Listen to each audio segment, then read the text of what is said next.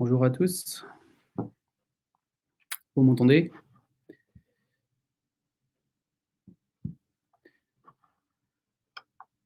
Bonjour Laurent, bonjour Asma.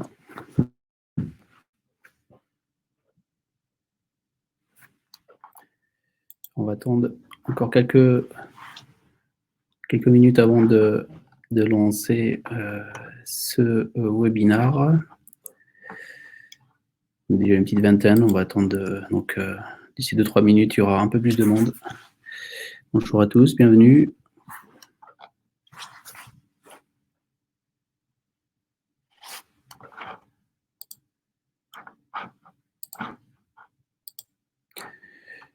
En attendant, aujourd'hui, on va parler de la sécurité des API,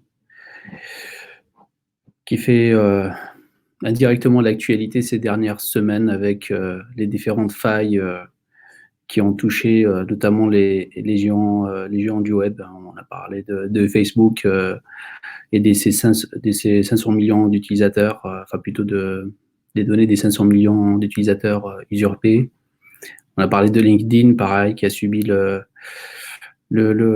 même sort. On a parlé de Clubhouse aussi, qui a laissé ses données accessibles via son API non sécurisée. Donc ça fait malheureusement quelques exemples assez importants pour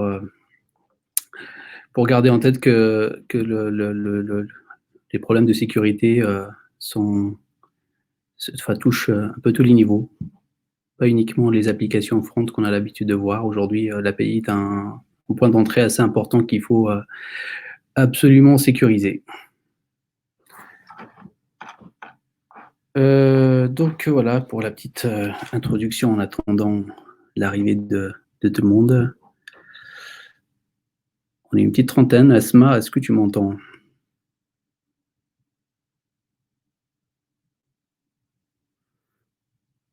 Je te propose du coup de monter sur scène et de commencer du coup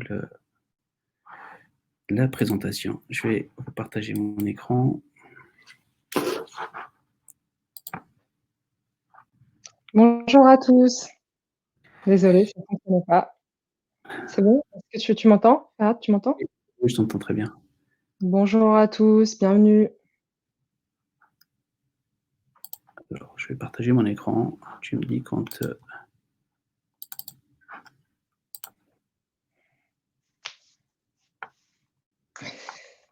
Est-ce qu'on est bon? Vous voyez mon écran? Oui, bonjour à tous, encore une fois. Bienvenue pour notre 6e webinaire sur la sécurité des API. On est ravis de vous retrouver après un petit mois de pause. Et on va discuter aujourd'hui des bonnes pratiques de la sécurité des API.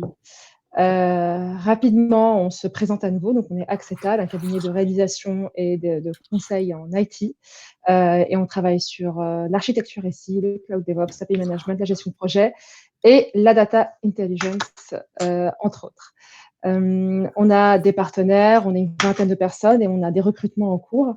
Donc, on recrute des architectes API et data, des consultants cloud DevOps. Ferhat, si tu veux donner quelques détails sur nos recrutements en cours, je t'écoute. Alors, oui, alors sur les architectes API, on en recrute quelques-uns. On cherche activement un ou deux experts APG, pareil, un ou deux experts MuleSoft pour nous rejoindre et prendre en charge ou prendre plutôt le lead sur ces expertises. Donc, si vous faites partie de ces rares personnes qui ont de l'expertise sur ces deux sujets, n'hésitez surtout pas à nous contacter. Ce sera un plaisir d'échanger avec vous. Alors, comme d'habitude, donc rapidement, ça c'est quelques-uns de nos clients. Comme d'habitude, on va discuter, on va parler un peu, mais on va surtout vous écouter beaucoup. Donc, n'hésitez pas à poser vos questions dans l'onglet questions, à faire des remarques dans le chat et puis surtout à demander à prendre la parole. Comme ça, c'est un échange et on compte sur vous. Voilà, je t'écoute, Ferhat, pour ce sujet important. Alors, du coup, pour aujourd'hui, on propose cet agenda-là. On propose de discuter des failles de sécurité les plus répandues. On regardera comment les éviter, notamment avec un socle technique solide, en traitant la sécurité, en faisant plutôt de la sécurité by design, et aussi en formant, en sensibilisant les différentes équipes, les développeurs, les équipes métiers, etc., à ce sujet, comme je disais au début, qui devient aujourd'hui plus que sensible. Alors, les failles de sécurité, donc les plus répandues selon l'OWASP. Avant d'aller plus loin, l'OWASP, pour ceux qui ne le connaissent pas, est une organisation à but non lucratif. Donc aujourd'hui, c'est devenu la référence incontestée dans le monde de la sécurité de DSI, que ce soit sur les applications web, mais aussi sur les API. Donc régulièrement, je dirais comme ça de tête, tous les 3-4 ans, voire un peu plus, ils sortent un top 10 des failles les plus répandues, que ce soit sur les applications web en général ou tout récemment le top 10 des vulnérabilités autour des API. Donc c'est devenu vraiment la référence qu'il faut suivre quand on est concerné par la sécurité des API. Alors du coup, pour le dernier classement qui date de 2019, on a ces différents points. Donc la première faille la plus exploitée par les hackers ou des personnes malveillantes est celle-ci. Donc c'est l'utilisation en fait des ID des ressources pour aller chercher des données auxquelles on n'a pas le droit. Donc on fait comme on le voit sur le schéma à droite, on fait une première requête pour récupérer les informations d'un compte ID1 et on va juste incrémenter cet ID1 pour passer à l'ID2 et si derrière c'est mal sécurisé, ben on a accès donc à des infos qui ne nous appartiennent pas. Donc ça, c'est quelque chose de très, très basique, très simple pour le hacker, mais très efficace. Enfin, je n'ai pas précisé, mais on reviendra un peu plus tard pour voir un peu comment on évite ce genre de problème. Pardon.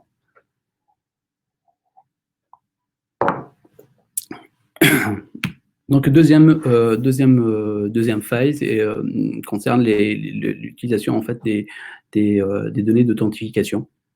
Donc, soit l'authentification en place, elle est faible, soit les clés qu'on utilise pour authentifier quelqu'un, en fait, sont facilement, par exemple, cassables ou on peut les deviner assez facilement.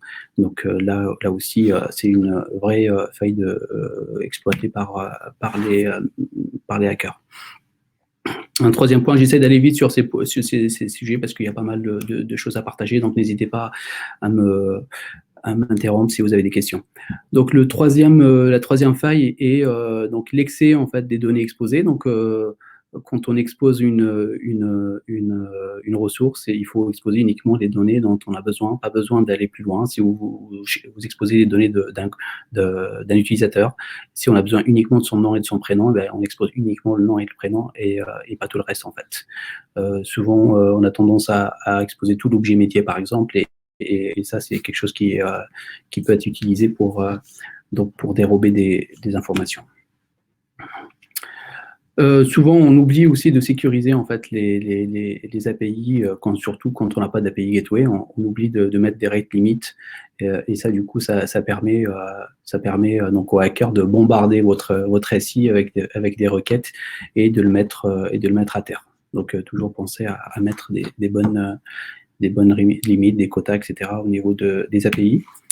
Un cinquième point est celui des autorisations qui sont mal contrôlées. Ici, par exemple, on voit, je suis un utilisateur, je fais une première requête pour récupérer les informations sur des informations me concernant. Derrière, si j'ai la possibilité de changer uniquement la requête avec mon jeton, par exemple, de la première requête, si mon backend n'est pas ou mon service n'est pas suffisamment sécurisé, il n'y a pas suffisamment de contrôle, ben là on ouvre une brèche qui peut être importante. Donc pensez toujours à faire des contrôles à tous les niveaux, pas uniquement au niveau de l'application front. Ça c'est un peu les tendances qu'on avait il y a quelques temps. On laissait l'application front pour décider qui a le droit à faire quoi, et ça c'est une très mauvaise pratique. Là aussi, on peut jouer sur ces problèmes de contrôle. Donc, si on ne fait pas attention à qui fait quoi, on peut avoir des mauvaises surprises. Donc, si on laisse la possibilité à un utilisateur de changer tous les objets en fait via sa requête, et ben, ça peut être fatal. Donc, ici, par exemple, on a une API qui donne les informations utilisateurs. Donc, a priori, c'est pour changer le nom et le prénom. Mais si on ne fait pas les bons contrôles, on peut aussi être un peu malin et aller dire bah, maintenant je passe admin. Si je devine via la documentation ou je tente plusieurs tentatives, et ben, je peux arriver à dire que bah, maintenant je passe du simple utilisateur à un admin juste en changeant un champ. Donc ça, c'est quelque chose aussi qui est très exploité. Donc à vérifier, il ne faut pas faire confiance à tout ce qu'on reçoit dans les requêtes des API.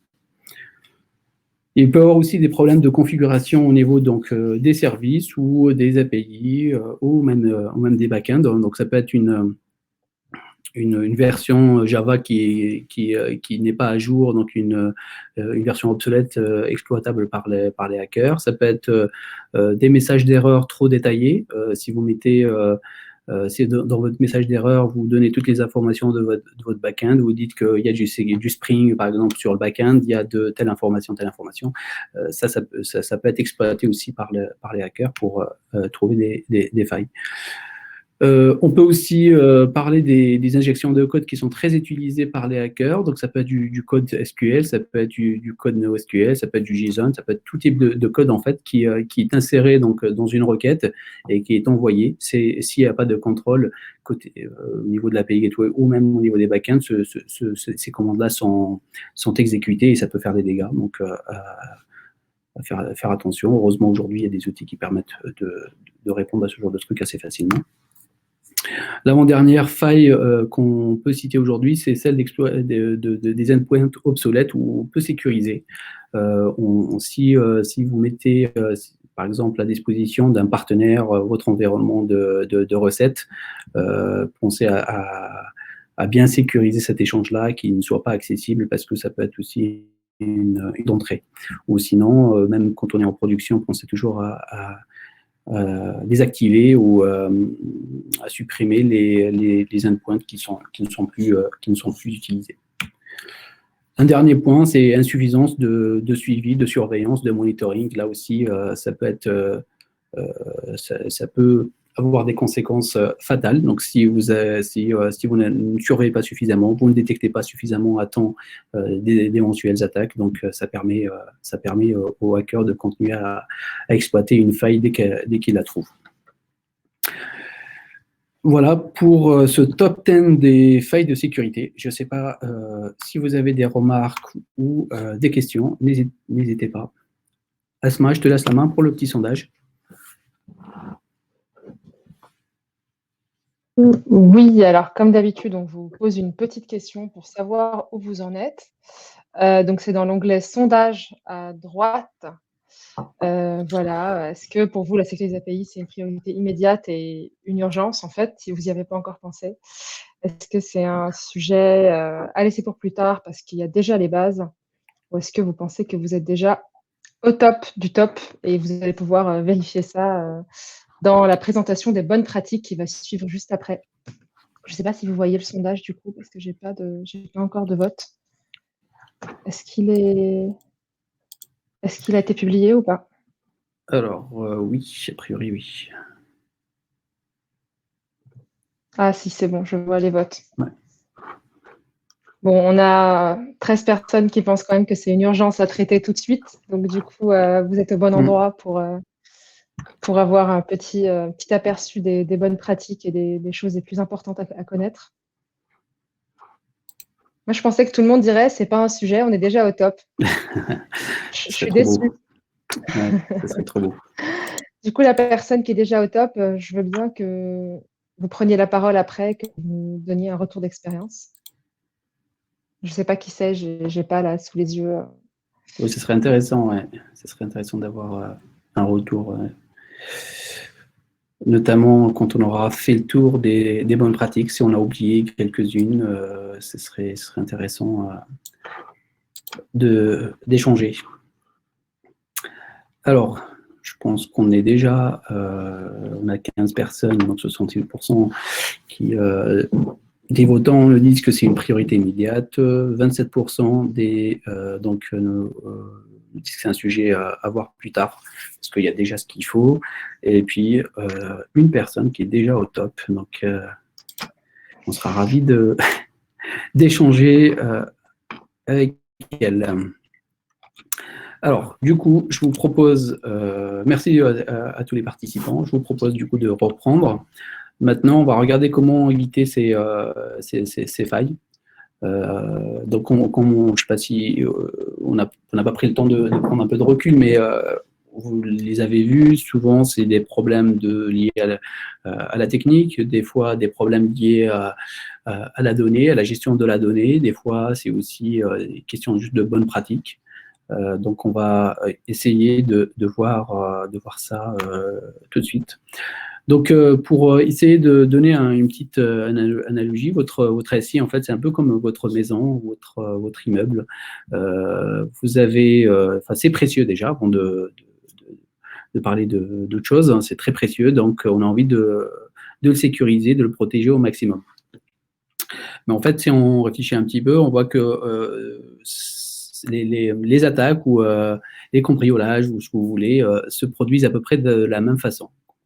Quand vous êtes chez vous, en fait, ou enfin, quand il y a un cambriolage sur une maison ou un appartement, souvent, ça passe par quoi? Ça passe soit parce que les clés sont accessibles, quelqu'un vous a volé votre clé, ou vous avez fait tomber votre clé, ou elle est facilement reproductible. Donc, voilà, on ouvre la porte, on rentre tranquillement sans problème. Une deuxième raison, ça peut être lié à votre serrure qui n'est pas suffisamment solide. On peut l'ouvrir assez facilement.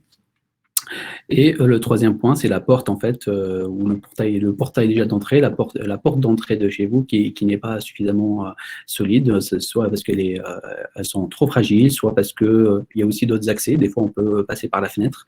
Et donc, si on fait l'analogie avec votre chez vous, c'est un peu comme, enfin, avec plutôt le SI, les clés, c'est un peu l'équivalent des credentials que vous utilisez pour de vos applications. Les serrures, c'est un peu les API, donc c'est ce qui permet d'ouvrir, en fait, de rentrer dans le SI. Et puis l'API Gateway, ou les composants de sécurité, c'est l'équivalent de vos différentes portes, portails, etc., qui vous protègent de l'extérieur. Donc, de la même façon, donc soit votre API Gateway n'est pas suffisamment solide, donc on va rentrer par là. Soit votre API, par exemple, expose trop de données, pareil, donc on peut les exploiter. Soit vos credentials, votre API key ou qualité des secrets, etc., se retrouvent un peu partout. Et bien à ce moment-là, pareil, on peut les utiliser pour se faire passer à votre place et accéder aux informations. J'espère que cette analogie est parlante pour tout le monde. Désolé pour ceux qui sont déjà familiers avec la sécurité. C'est aussi de vulgariser au maximum. Donc, pour remédier à tout ça, donc on a parlé d'un socle technique. Quand on parlait de votre porte, il vaut mieux qu'elle soit plus que blindée, le maximum possible, donc la sécuriser, mettre les dernières versions, tout ce qu'il faut, en fait, pour avoir une API Gateway la plus solide possible. Il faut aussi un socle commun d'authentification, donc il vaut mieux concentrer l'expertise entre les mains des experts sur le sujet que de laisser par exemple, chaque développeur, chaque propriétaire d'API de venir avec sa propre solution. Donc, ça fait partie un peu du socle technique, mais on va essayer de revenir là-dessus. On parle aussi de la sécurité by design. Comme on le voyait tout à l'heure dans les failles, souvent, on expose trop de données, le périmètre n'est pas suffisamment défini, ou les ID qu'on utilise sont pas bons, les contrôles ne sont pas bons. Tout ça, en fait, ça peut être aussi évité avec juste de la sécurité by design, donc en intégrant la sécurité dès les premières phases de développement, de conception des API. Le troisième point, c'est celui de la sensibilisation, en fait, des équipes. Donc ça rejoint un peu le deuxième, mais on va dire c'est des efforts un peu différents, des moyens différents. Donc, si on revient à ce socle technique qui doit être solide, donc souvent on parle d'API Gateway, mais on parle aussi du WAF. Un WAF, c'est une couche de plus, une brique supplémentaire qui protège l'API Gateway et tout le reste du SI.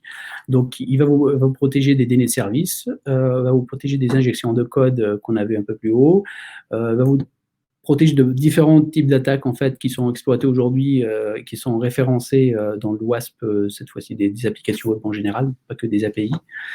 Ça permet aussi de faire du filtrage par IP, ça permet de jouer du terminalisant SSL, et bien sûr, on garde toujours en tête que tous les échanges à l'extérieur doivent être sécurisés. Donc c'est un peu comme dire, voilà, ici vous avez un portail, avant de rentrer, soit il faut un badge, soit il faut le code, soit vous êtes quelqu'un vous ouvre, mais en tout cas, tout le monde ne peut pas rentrer comme il veut. Voilà, donc un portail d'entrée, c'est un peu l'équivalent d'un WAF, d'un firewall, tout ce que vous voulez, on peut mettre plein de choses.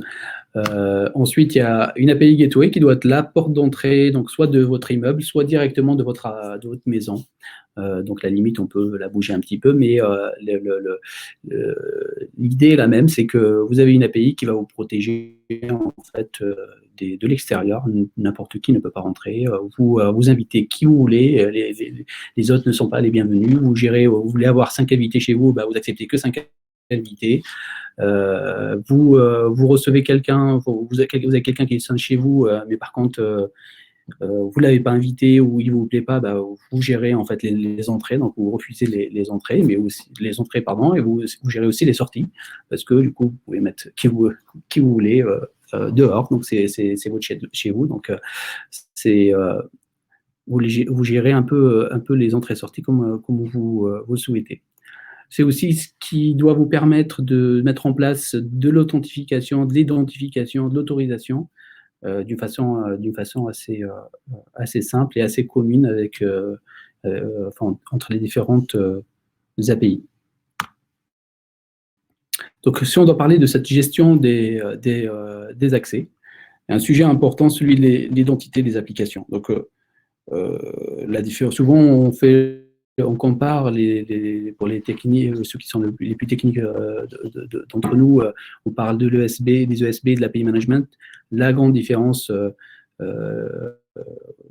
au niveau entre les deux, c'est cette gestion aussi des applications, des identités. Et quand on fait de l'API Gateway et de l'API management en général, on rajoute cette notion d'identité des applications. Toute application, tout appel en fait qui doit venir d'une application doit être identifié, doit être rattaché à une application. Et ça, bien sûr, c'est au niveau de l'API Gateway qu'on le fait. On doit aussi authentifier les utilisateurs. Donc, on accède aux ressources uniquement si on a une preuve d'authentification. Et sinon, on est tout simplement à aller voir ailleurs. Et puis, on gère les autorisations. Donc, une fois on est authentifié, on doit vérifier que l'application ou l'utilisateur est habilité à accéder à la ressource. C'est pas juste il s'est authentifié, ok, mais c'est pas pour ça qu'il doit consommer l'API. Pour rester sur l'exemple de l'immeuble, vous avez le badge pour entrer dans l'immeuble, donc vous dépassez la porte d'entrée. Ça y est, quelque part, vous êtes authentifié. Mais après, pour aller dans un appartement particulier, il faut une autre clé. Il faut montrer que vous êtes bien authentifié, enfin autorisé à accéder à cet appartement. Donc, c'est un peu la partie autorisation. Et là, cette partie autorisation, il y a quelque chose d'assez important, c'est qu'on peut le faire au niveau de l'API Gateway, la porte d'entrée, mais ça doit être aussi fait au niveau des back-ends. On doit propager cette information et vérifier à tous les niveaux pour éviter les problèmes qu'on avait un peu plus haut, éviter des problèmes de contrôle. Donc, si on dépasse la porte d'entrée, il faut que le back-end s'assure que celui qui accède à une ressource a bien le droit de le faire. Si on zoome un petit peu sur la partie identification, authentification, autorisation, il y a différents types, en fait, pour gérer ces trois sujets. En général, quand on parle d'identification, on utilise l'API Key, mais on peut aussi utiliser Client ID, Client Secret dans le cas, par exemple, de OpenID Connect. Si on doit rester sur la comparaison avec les portes d'entrée, etc., les clés, ici, comme on voit, il y a différents types de clés. Des clés facilement copiables, facilement reproductibles, des clés un peu anciennes, trop lourdes à gérer. Je pense notamment au SAML, à Basic Authentification. Des clés un peu plus complexes, mais qui ne sont pas adaptées à tous les besoins. Je pense notamment au JSON, au JOT.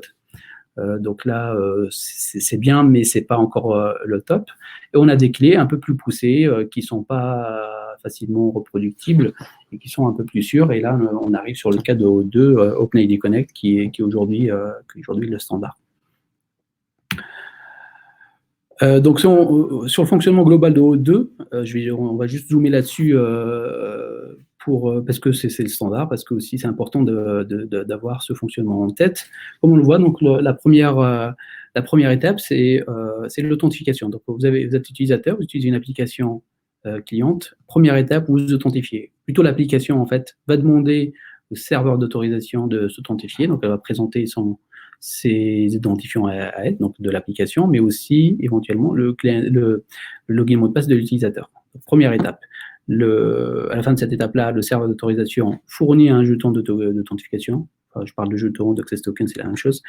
Et ce jeton-là va être réutilisé par l'application client pour aller chercher des données auprès du serveur ressources, donc les serveurs en fait des données.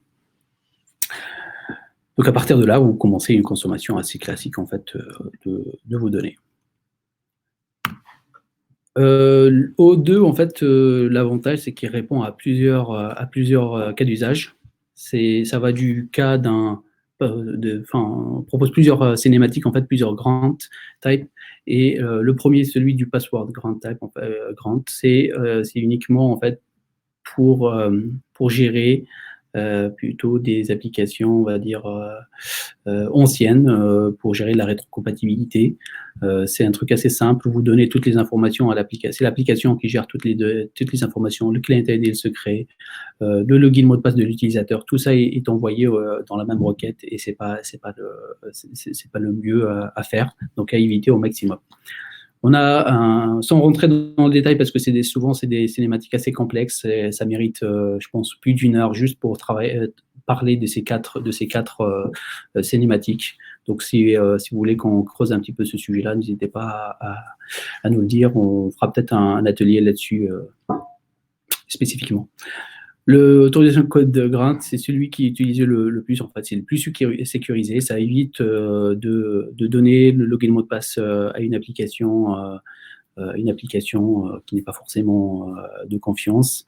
Il y a un serveur d'autorisation. L'application ne fait que rediriger vers le serveur d'application pour authentifier l'utilisateur. Ensuite, le serveur d'autorisation donne un code temporaire. Ce code temporaire permet à l'application d'aller chercher un access token au nom de l'utilisateur. Donc c'est une cinématique très sécurisée, mais un peu complexe à mettre en place.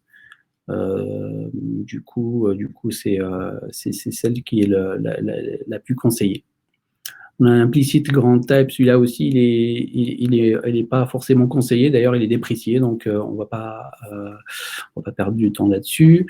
Et le dernier, c'est le Client Credential Grant. Celui-là, il est utilisé quand on n'a que des authentifications applicatives. Donc, quand il n'y a pas d'utilisateur derrière l'application, par exemple, vous ouvrez votre application bancaire pour accéder aux agences autour de vous, pas besoin de s'authentifier. Donc là, on est sur un cas où l'application uniquement, en fait, c'est l'application uniquement qui présente ses identifiants et le serveur backend, donc le serveur répond avec les données demandées.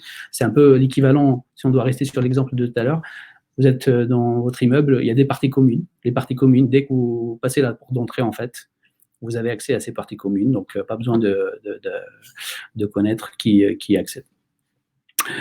Au-dessus de tout ça, en fait, on rajoute une couche qui s'appelle OpenID Connect qui va vous permettre de gérer l'identité de l'utilisateur, d'aller chercher des informations supplémentaires sur cet utilisateur-là. Donc, c'est quelque chose qui est très utilisé, notamment quand on veut faire du SSO. Alors, quelques bonnes pratiques autour de ces sujets d'authentification. On a parlé de O2 qui est devenu un standard. On peut aussi parler de réauthentification pour des actions critiques. sur l'exemple bancaire où vous accédez à vos comptes, mais avec une simple authentification. Mais dès que vous, par exemple, vous faites un virement, ben, on vous demande une double authentification. Donc ça aussi, c'est quelque chose de très conseillé, adapter le niveau d'accès à la nature de la transaction. Et puis, il est important de propager l'identité en fait à tous les niveaux, donc de l'application vers les backends, mais aussi des backends, enfin des appels inter-API. Il faut que l'identité de l'utilisateur soit toujours partagée. La sécurité by design. Donc là, on arrive en fait à ce sujet où il faut absolument, comment dire, travailler sur travailler en fait dès la phase de conception. Asma, tu voulais dire quelque chose? Ouais, il y a juste une question de Zakia qui demande quelle est la différence entre les identités et les authentifications et autorisations. Je pense qu'il est important de préciser tout de suite pour que le reste soit clair dans le chat, la question. Oui, intéressant. Donc l'identité, c'est de savoir quelle est l'application en fait qui fait la requête. Donc juste de comprendre que, par exemple, je reprends l'exemple tout à l'heure l'exemple de l'application bancaire. Quand l'application, votre application Android ou iPhone fait la requête auprès du serveur de votre banque, elle présente son identité. Elle donne une API key ou un client ID, un secret, etc. Mais c'est son identité à elle. Que là, le serveur de votre banque comprend que c'est l'application mobile donc que votre banque a développée qui fait cette requête-là. Si la requête vient d'un partenaire, il doit le savoir aussi. Donc ça, c'est l'identité de l'application. Ensuite, l'authentification. Donc, quand vous voulez accéder à vos comptes, vous saisissez votre login mot de passe. Donc là, on est sur l'authentification de l'utilisateur. Là, on sait que c'est Zakia qui fait la requête, qui veut accéder à ses comptes. Donc là, une fois que vous êtes authentifié, si vous faites une requête, je reviens à l'une des failles qu'on a vues tout à l'heure, la première d'ailleurs, si vous faites une requête sur votre compte qui a comme identifiant ID1, on vérifie, c'est bien votre compte, donc on vous laisse passer. Donc là, on vous a autorisé, donc on est sur la partie autorisation. On vous a autorisé à accéder à ces informations. Par contre, si vous faites le même appel, parce que vous savez bidouiller un petit peu les requêtes, etc., vous faites le même appel cette fois-ci pour aller accéder au compte ID2, là, on vérifie est-ce que vous êtes autorisé à accéder à ce compte. Ben, normalement, non. Normalement, ce n'est pas votre compte, c'est le compte de votre voisin, et ben, à ce moment-là, non, on ne vous autorise pas, donc on rejette votre appel.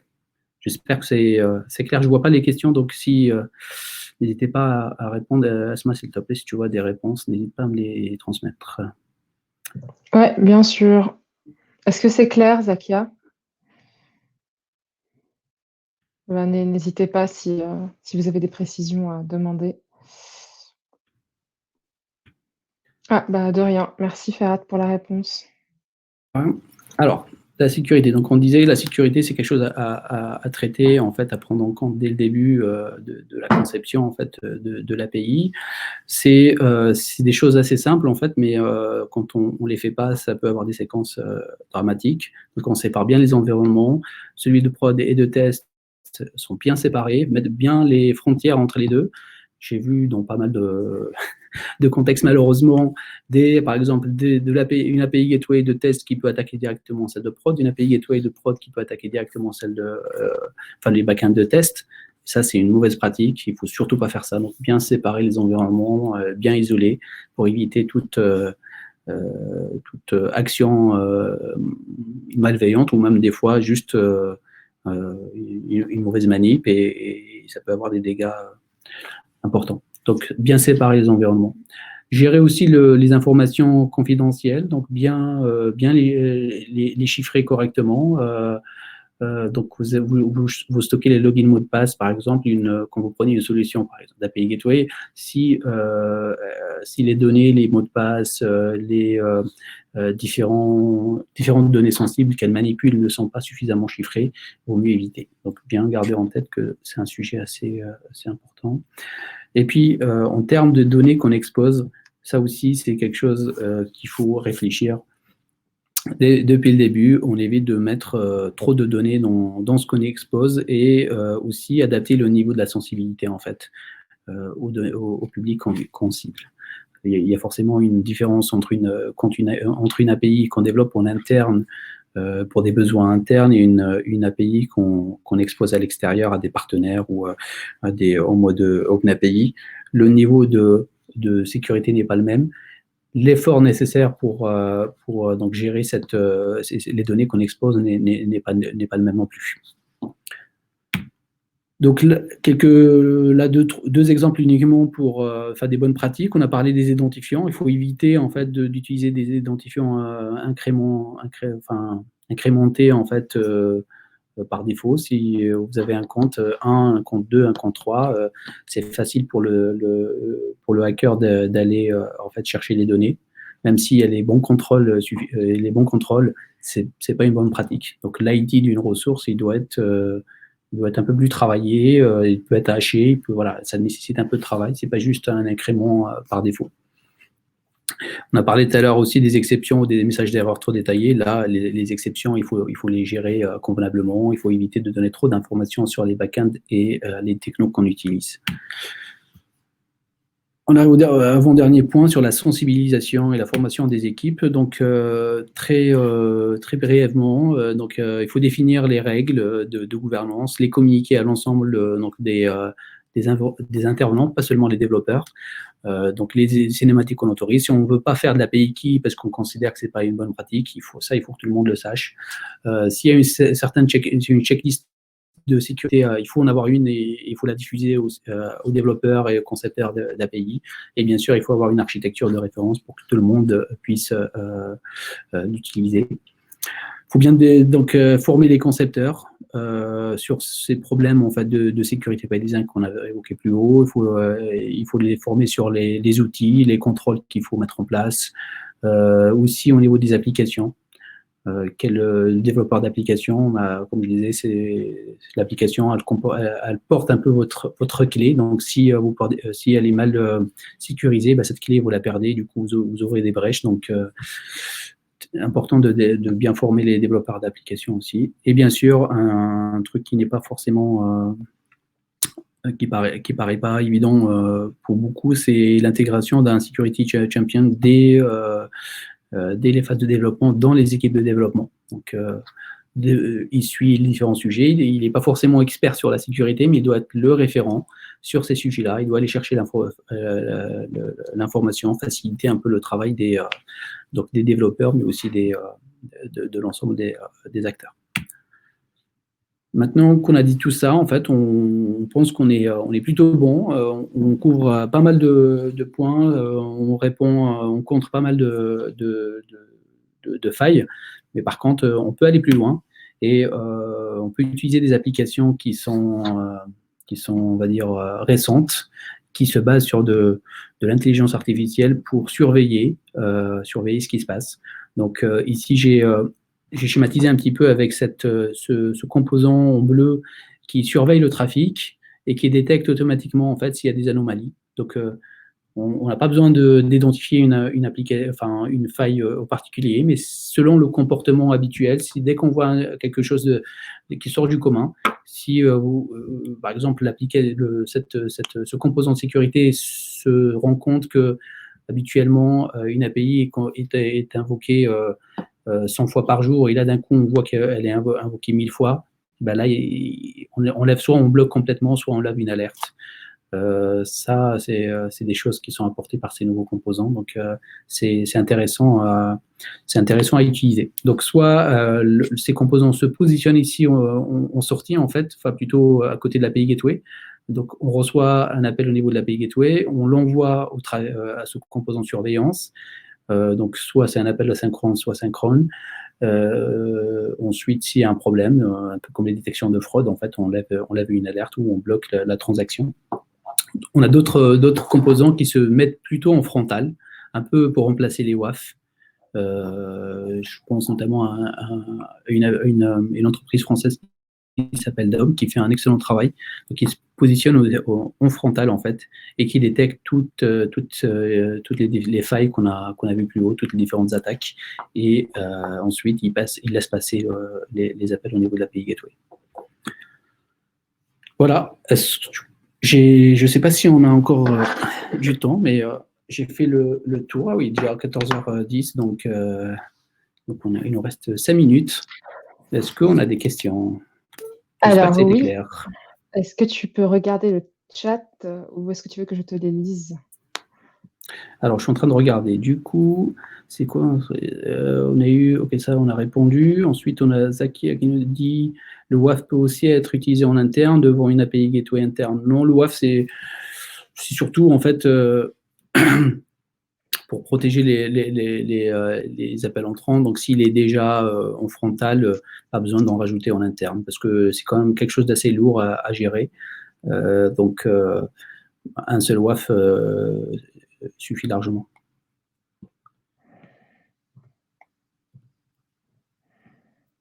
Est-ce que la personne qui a dit qu'elle était au top veut bien nous donner un retour d'expérience? On est vraiment Oui, intéressés. Bon, on ne sait pas qui c'est. Du coup, il merci ne à veut pas vous se tous. dénoncer. Merci à tous. Est-ce qu'on a une question? On a une question. Lors d'un appel Oui. successif d'API, comment faites-vous pour éviter de propager le jeton initial? C'est ce que je disais à un moment, en fait. Effectivement, c'est une très bonne question parce que aujourd'hui, il n'y a pas encore de réponse, on va dire, claire, simple. Il y a eu même une tentative, en fait, comment on appelle ça déjà, de documentation, en fait, pas standard, désolé, j'ai oublié le nom, mais qui n'a pas abouti parce qu'il n'y a pas de réponse, en fait, claire. Ce qu'on dit, c'est qu'il y a aujourd'hui, il y a deux méthodes, deux écoles. Une qui dit on transmet un seul et même jeton tout au long de la chaîne. Voilà, donc c'est le même qui est transmis partout. À ce moment-là, le jeton a trop il se retrouve partout. Donc, il y a plus de chances de le perdre. Ça, c'est une possibilité. La deuxième, c'est de vérifier l'identité utilisateur qu'au début de la chaîne, puis n'authentifier que le service ensuite. Donc en fait, quelque part, on dit qu'on est dans une zone de confiance et on se laisse un petit peu, on se fait confiance entre les appels inter-API. Je rajouterai une troisième. Quand on est ici, en fait, on est je vais essayer de retrouver mon schéma. On est ici, imaginons qu'on a plusieurs API. Quand on arrive au niveau de l'API Gateway, on arrive avec un jeton chiffré. Donc, au niveau de l'API, on le déchiffre au niveau de l'API Gateway. Et à partir de là, on peut le transmettre entre les différents composants, entre les différentes API. Ça, c'est une des méthodes possibles. Mais malheureusement, aujourd'hui, il n'y a pas de bonne réponse pour cette question.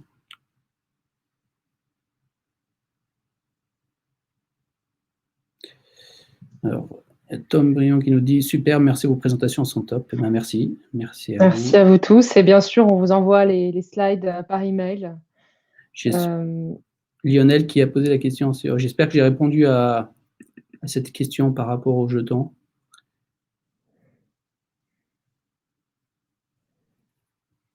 Très bien. Ben, merci à vous tous. Alors, on a encore une question. Est-ce préférable d'implémenter ma propre sécurité de mon API ou bien de déléguer à un tiers, du genre ClickLock? C'est ça. Alors, c'est une bonne question aussi. Donc, développer son propre service, son serveur d'autorisation, donc ça peut être compliqué, ça peut être coûteux, ça peut être risqué aussi. Donc, quand vous avez quelque chose de simple et vous avez déjà un KeyCloak, autant s'appuyer sur un gestionnaire d'identité. C'est le plus simple à faire. Maintenant, si vous avez un SI, j'ai déjà vu des SI trop complexes, des entités assez différentes, et à ce moment-là, vous n'avez pas le choix que de développer la vôtre. Mais pour rester, on va dire, dans le cas nominal, il vaut mieux s'appuyer sur quelque chose d'existant. Alors, il y a des questions dans l'onglet des questions, nous dit Jimmy. On va regarder. Merci, Jimmy. Alors, Stéphane qui nous dit, s'il vous plaît, le temps doit forcément être pris en charge par la passerelle et non pas par l'API elle-même. Alors, effectivement, c'est une bonne question. Il faut que l'API, comme je disais, l'API Gateway est un peu la porte d'entrée. Donc, il faut absolument qu'elle vérifie l'authentification, qu'elle vérifie que celui qui accède a bien le droit d'accéder. Ça, c'est un premier niveau. Maintenant, au niveau des back-ends, il faut aussi vérifier, toujours faire les bons contrôles. Donc, on ne peut pas… ça, tout à l'heure, quand je répondais à la question de Lionel par rapport à la propagation des jetons, je disais, il vaut mieux transmettre le jeton. Pour moi, il faut absolument le transmettre. Il faut que l'API back-end aussi puisse faire ses contrôles, ne pas se contenter d'un seul contrôle niveau de l'API gateway. Elle ne refait pas l'authentification auprès du serveur. Elle ne va pas demander au serveur d'autorisation si le jeton est encore bon. Il faut qu'elle puisse vérifier juste que le jeton est toujours valide, par exemple, n'a pas été contient les bons scopes, etc. Mais il faut le faire au niveau de l'API backend aussi. La deuxième question de Stéphanie qui nous dit, dans vos schémas, vous avez 2 niveaux d'API Gateway. Effectivement, parce que souvent on utilise l'API Gateway aussi comme un composant d'intégration. Donc en interne, quand vous avez des applications internes, en interne, comme on le voit sur ce schéma-là, il faut qu'elles ne peuvent pas attaquer directement. En tout cas, ce n'est pas une bonne pratique d'attaquer directement les backends, donc elles passent par l'API Gateway. Maintenant, aujourd'hui, il n'y a aucun SI qui est complètement fermé. On est tous les SI sont obligés aujourd'hui de s'ouvrir un peu ou beaucoup. Le minimum, c'est d'avoir un site web qui passe par Internet pour rentrer sur votre SI. Et bien, rien que ça, en fait, ça fait déjà une porte d'entrée qui nécessite une sécurité qui passe par l'API Gateway. Donc voilà, c'est ce qui explique un petit peu ces deux niveaux. Pour rentrer un peu plus dans la technique, souvent, on met une API Gateway sur la DMZ et une autre API Gateway en interne pour les besoins internes. J'espère avoir répondu à ces 2 questions. N'hésitez pas à nous le dire si ce n'est pas le cas. Alors, je reviens du coup dans le chat. De plus en plus d'EM. Quel EM connaissez-vous de SE2, ID, Okta, Pigandetic? Oui, voilà, c'est à peu près le Keycloak, pardon, c'est celui qui revient le plus souvent. Après, WSE2 apporte sa propre solution. Aujourd'hui, plein d'éditeurs en fait apportent leur solution parce que c'est un vrai sujet. On peut parler de SailPoint qui appartient à Atos, il me semble. Non, c'est américain, c'est Vidian qui appartient à Atos. Donc, il y a énormément de solutions sur le marché qui répondent à cette problématique. Est-ce le fait de filtrer les IP qui ont accès à mon API est suffisant comme sécurité de mon API? Alors, ça, c'est possible de filtrer les IP si vous êtes de serveur à serveur. Maintenant, si vous avez des applications mobiles, tout de suite, c'est plus compliqué. Si vous avez des sites web, pareil, un simple site web, c'est compliqué. Donc, ça ne suffit pas. Ça ne suffit pas, en général. En fait, dans certains cas, oui, ça peut être suffisant. Selon les cas d'utilisation, je pense que ça peut être suffisant, j'imagine. Après, dans certains cas, tu peux t'arrêter aux IP. Si tu devs une appli mobile, voilà. Donc, Tom Briand répond à la question. Effectivement, je confirme.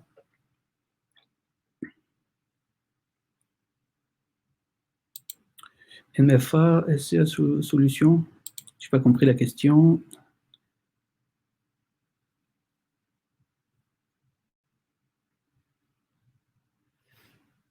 En général, les outils de gestion des identités proposent aussi de la double authentification. Je n'ai pas d'exemple en tête, mais les plus poussés proposent aussi de la double authentification. Ouais. Alors, il est déjà 14h19. Je pense qu'on est plus nombreux, donc je vous propose d'arrêter là. Alors, si vous avez encore une ou 2 dernières questions, n'hésitez pas. Ouais. Je crois qu'il y en a une il y en a dans l'onglet questions, du coup. Est-ce que tu les as vues? D'accord. Alors, j'en ai répondu uniquement à 2. Je n'avais pas vu les autres. Alors, Jimmy, pouvez-vous donner quelques exemples de solutions système d'alarme, s'il vous plaît? Alors, effectivement, j'ai parlé de Datadom qui fait un bon boulot, mais ce n'est pas en mode alarme. Mais on peut parler aussi de Ping Identity qui fait cet exercice-là. Donc, si tu retrouveras l'information, tu me diras, je te donnerai le lien. Une API key peut-elle suffire à authentifier un consommateur? Une API key n'authentifie pas un consommateur, elle identifie une application. Donc, c'est loin d'être suffisant. C'est vraiment le strict minimum. Ensuite, voilà. Donc, j'ai répondu normalement à toutes les questions. Écoutez, merci à tous. Merci pour le Merci à tous échange. et on vous dit à bientôt. On a plusieurs nouvelles sessions de notre atelier à venir dans les prochaines semaines. Donc, vous pouvez voir les infos sur notre LinkedIn. Venez participer, posez vos questions. On est toujours ravis d'échanger avec vous. Vraiment, merci pour toutes les questions. Est-ce qu'il y a des nouvelles questions sur le chat? Non, merci à vous tous. Merci d'avoir été là et surtout pour le débat. Merci. Merci. À très bientôt. Au revoir. Au revoir. Bonne journée.